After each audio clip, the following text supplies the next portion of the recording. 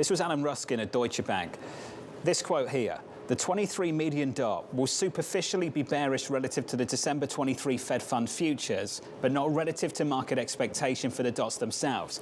If you don't understand that quote, here's this quote: the market will probably also take the Fed's higher end 23 dot as a way of the Fed trying to signal that they do not expect to cut rates in 23.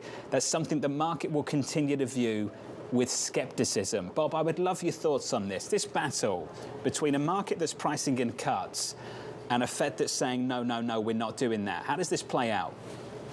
Well, I think it plays out with the Fed pausing sometime over the next couple meetings and leaving rates wherever that may be, somewhere between 4.5% and 5% through year end, just to ensure that they've gained some traction on inflation.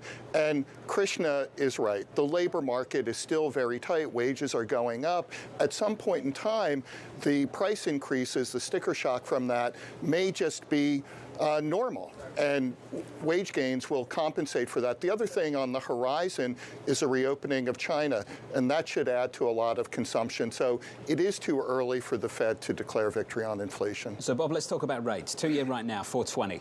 2-year November 4th was pushing 4.80. That was 2 days after the Fed last met. Is 4.80 it, Bob? Can we get back up to those levels at the front end? I would love to get back up there, but I don't think so. I think we've seen the peak in inflation. We've seen the peak in rates.